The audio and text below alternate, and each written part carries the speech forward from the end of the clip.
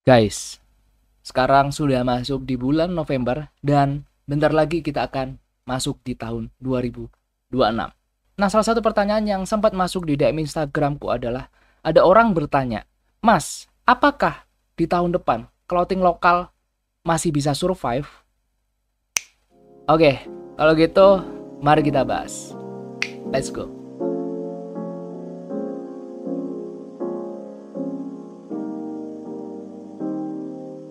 Hello good people, balik lagi sama aku Ganjar kayak Pepper Clouds. Oke teman-teman, gimana kabarnya? Semoga kita selalu diberikan kesehatan dan kelancaran rezeki. Amin.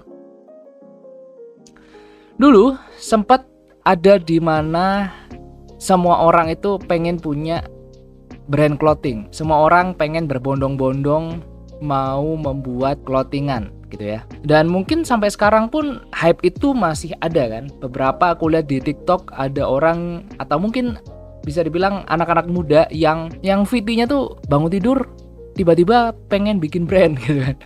Itu banyak banget di TikTok kalau kalian cek ya. Oke, kita flashback dulu ke belakang ya. Dulu tuh event-event tentang clothingan tuh penuh banget teman-teman. Ilustrator itu banjir orderan dari brand-brand lokal, banyak yang order di situ dan semua orang bangga pakai brand lokal. Tapi sekarang mungkin ya setahun sampai 3 tahun ke belakang itu banyak brand-brand yang udah tutup atau mungkin sepi orderannya dan nggak se-hype dulu. Nah pertanyaannya, apakah clothing lokal bener-bener udah sekarat cuy?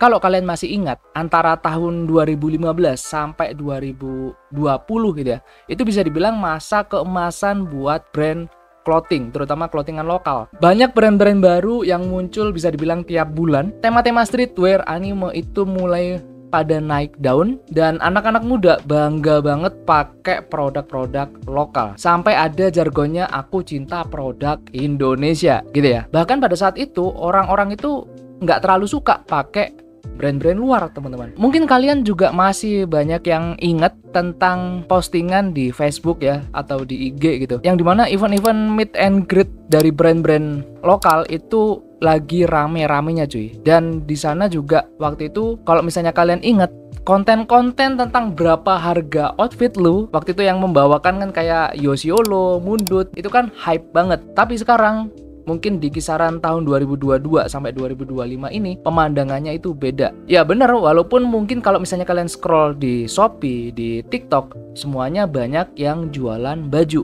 Tapi rasa brand itu udah nggak sekuat dulu teman-teman. Hype-nya itu nggak sekuat dulu. Kalau misalnya kalian berkecimpung atau kalian memang suka banget sama brand lokal, pasti merasakan hal ini juga.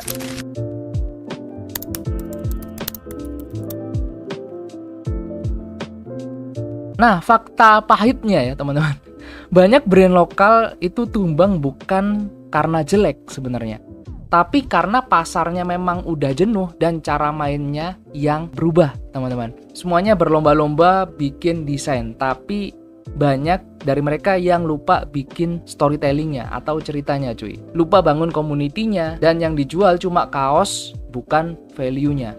Akhirnya price war. Kaos 50.000, 60.000, under 100.000 itu banyak banget. Padahal HPP, ongkos bahan itu semuanya pada naik cuy. Belum lagi kalau misalnya kita jualan di e-commerce gitu ya, biaya adminnya itu makin lama makin tambah naik, nggak tambah turun cuy. Ya logikanya aja teman-teman. Masa kita jualan kayak gini cuma mau dapat profit 5.000 per pieces? Kalau aku capek sendiri sih. Aku nggak bakalan mau cuma untung satu kaos misalnya 5.000, 10.000, nggak worth it cuy. Apakah ada mas kayak gitu? Apakah ada brand-brand yang seperti itu? Ya banyak cuy, banyak kalau misalnya kalian tahu ya. Dan lucunya aku sempat bedah ya, beberapa brand itu yang dia harga jualnya dan HPP-nya itu sebenarnya dia minus cuy. Dan dia nggak sadar, itu baru ketahuan pas udah lama. Ternyata dia jualannya minus. Dia nggak ngecek di e-commerce itu ternyata adminnya segini biayanya. Jadi buat teman-teman yang belum tahu, aku juga sering di hire beberapa brand lokal untuk coba menganalisis dalam-dalamannya gitu ya. Dan salah satu yang biasanya aku cek itu adalah di bagian sellingnya. Dan case kayak gini itu nggak aku temuin satu atau dua, tapi lumayan banyak cuy. Dan di sisi lain muncul brand baru yang bisa viral cuma gara-gara konten di TikTok. Dia bisa viral bukan karena produknya yang spesial, tapi memang momentumnya kalau menurutku pas banget, tepat banget. Karena sekarang itu yang kuat bukan cuma brandnya tapi harus kontennya juga. Maka dari itu kenapa kalau misalnya kalian cek di TikTok banyak brand-brand baru yang bisa langsung hype, langsung bisa nggoreng, karena ya mereka kuat di kontennya cuy.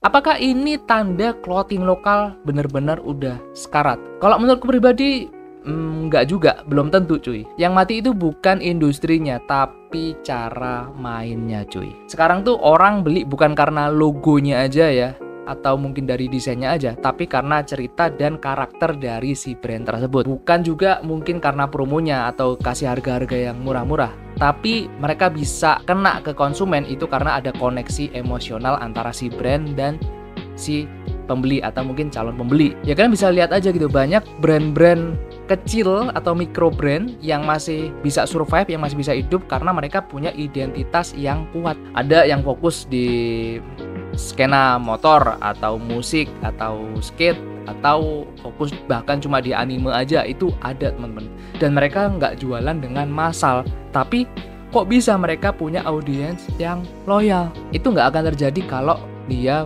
nggak punya karakter di dalam brandnya.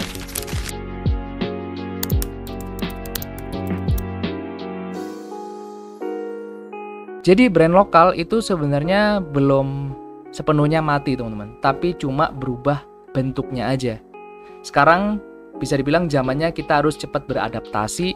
Kalau misalnya kita masih pakai cara yang lama, ya pasti kita akan ketinggalan atau bahkan bisa dying. Tapi kalau misalnya kalian ngerti cara main yang baru gitu ya, kolaborasi, storytelling, bikin konten yang menarik, itu justru peluangnya makin terbuka besar teman-teman. Pertanyaannya sekarang, apakah kalian masih percaya bahwa clothingan lokal itu bisa bangkit lagi? Nah, berita baiknya untuk para pegiat brand lokal, dengan adanya kebijakan dari Menkeu kita ya, Pak Purbaya, tentang thrifting beberapa minggu atau bulan ini, ya itu bisa dibilang jadi angin segar untuk kita yang ada di lingkup brand lokal.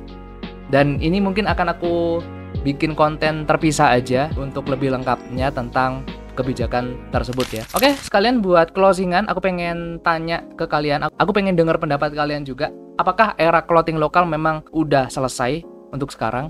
Atau kita cuma lagi masuk di fase baru yang belum banyak orang yang paham? Apalagi ownernya generasi di atasku ya, kayak milenial atau di atasnya lagi X kayak gitu. Mungkin banyak dari mereka yang belum paham. Kalian bisa tulis komentar kalian atau pendapat kalian di bawah. Nanti kita coba bahas bareng-bareng di video selanjutnya. Oke, semoga bermanfaat dan sekian dulu teman-teman untuk video kali ini. Thank you guys for watching. See you on next video. Bye bye.